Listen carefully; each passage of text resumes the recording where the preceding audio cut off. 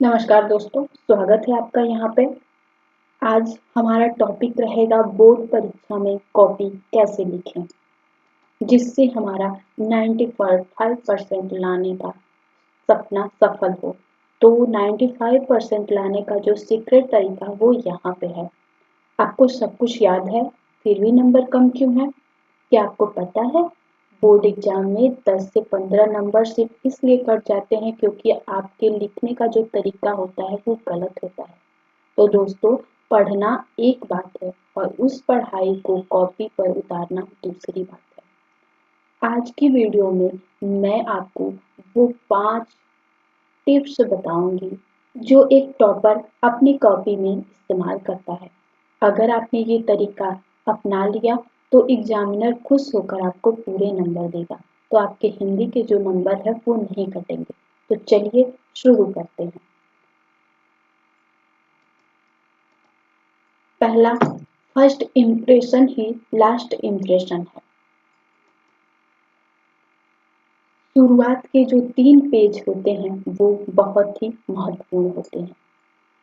तो सबसे जरूरी बात यह है कि आपको जो है फर्स्ट इम्प्रेशन लास्ट इम्प्रेशन, जब एग्जामिनर आपकी कॉपी खोलता है तो वह शुरुआत के ही पेज को देखता है। आप कोशिश करिए कि ये जो शुरुआत के 3 पेज हैं, आप उन्हें बहुत ही साफ सुथरा और एकदम अच्छे से लिखिए। अपने जो वर्ड हैं, जो शब्द हैं, उनको रच रच के लिखिए, क्योंकि फर्स्ट इम्प्रेशन ही लास्ट इम्प्रेशन होता है। जब एग्जामिनर आपका कॉपी खोलता है तो पहले 2-3 पन्ने यह तय करते हैं कि आपको वह कैसा स्टूडेंट मानेगा। इसलिए शुरुआत उन्हीं प्रश्नों से करें जो आपको 100% सही सही आते हैं। ठीक है। अब दूसरा है, कोई काट-पीट न करें। जैसे हमें जो क्वेश्चन नहीं आते हैं, उन पर अगर हम वो लिखना शुरू करते हैं तो बीच-बीच में हम ऐसे, ऐसे, ऐसे या फिर ऐसे, ऐसे कर देते हैं। तो अगर इन सब से बचना है तो हमें शुरुआत के 2-3 पन्ने जो हैं, हमें जो क्वेश्चन आ रहे हों, उन्हें जो एकदम श्योर हैं, 100% श्योर हैं, उसमें श्योर है जब वो आप लिखेंगे तो वो साफ-सुथरे लिखे जाते हैं। अब अगर आपको वो क्वेश्चन नहीं आएँगे तो आप ओवर राइटिंग करेंगे। फिर साफ-सुथरी जो हेड राइटिंग वो देख के कोई भी एग्जामिनर ही नहीं, कोई भी आप भी अपनी कॉपी बाद में देखेंगे तो आपको अच्छी नहीं लगेगी। इसीलिए आप उसको अच्छे से लिखिए, ओवर राइटिंग मत कीजिए, काट-पीट मत कीजिए, साफ-सुथरे हैंड राइटिंग में लिखिए जिससे एग्जामिनर का मूड अच्छा हो जाए। अब दूसरा टिप्स क्या है? प्रश्न संख्या, जो क्वेश्चन नंबर है वो सही जगह लिखें। जैसे गलत तरीका क्या है? गलत तरीका ये है कि हम ये मान लीजिए मेरा पूरा पेज है और इस पेज पे हम यहाँ हाशिया खींचते हैं।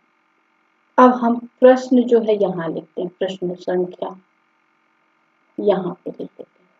तो ये बिल्कुल ही गलत तरीका है। ज्यादातर बच्चे यह गलती करते हैं, वो प्रश्न संख्या को या तो बहुत बड़ा लिखेंगे या फिर बहुत छोटा, या फिर ये प्रश्न संख्या जो हम यहाँ लिखे हैं वो बच्चे कभी-कभी पेज से शुरू होता है और यहाँ पे कोने में लिख देते हैं या फिर एक लिख के ऐसे कर देते हैं। आपको ऐसा बिल्कुल नहीं करना है। अब अगर आपको उत्तर शुरू करना है तो वो उसका सही तरीका क्या है?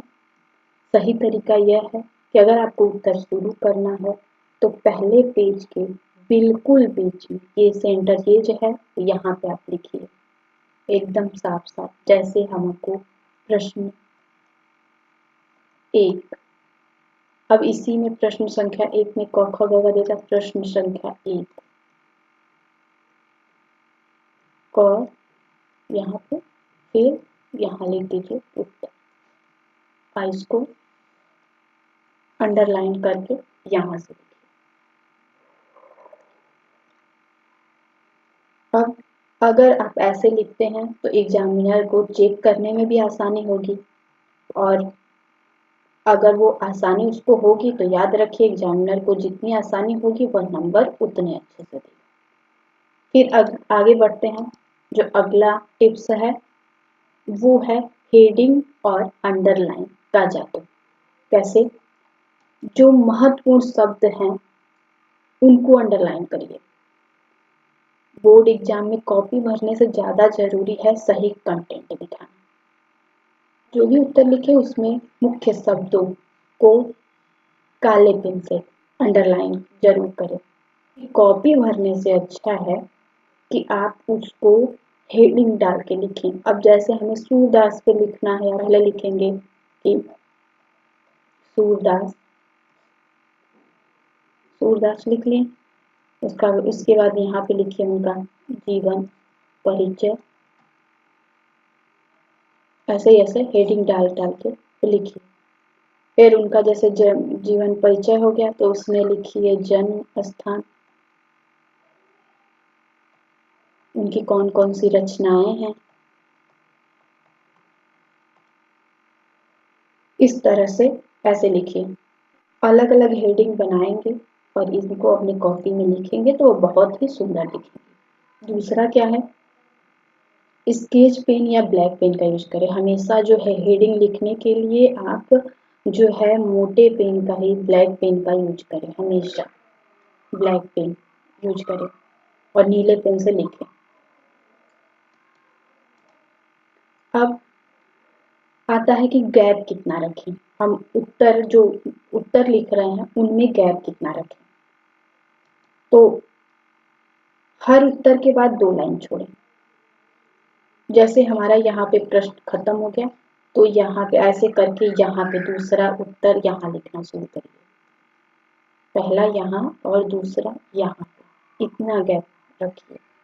कम से कम 2-3 लाइन का गैप छोड़िए जिससे एग्जामिनर को साफ पता चल जाए कि यहाँ उत्तर आपका खत्म हुआ है यहाँ पे और दूसरा उत्तर यहाँ से चालू हुआ। अगर आप यहीं से शुरू कर तो इससे एग्जामिनर को पता चलेगा कि आपका प्रश्न जो है पहला उत्तर कहाँ से कहाँ खत्म हुआ है और दूसरा उत्तर कहाँ से चालू हुआ, तो उसको ढूंढने में परेशानी नहीं होगी और वो खुश होगा।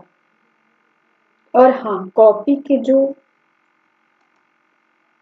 दूसरा है आपका, कॉपी के दोनों तरफ लाइन ना खींचें। जैसे कुछ लोग, पहले हम यहाँ पे एक लाइन खींच देते हैं अपनी कॉपी में, उत्तर पुस्तिका में, और कुछ लोग यहाँ भी ऐसे भी खींच देते हैं।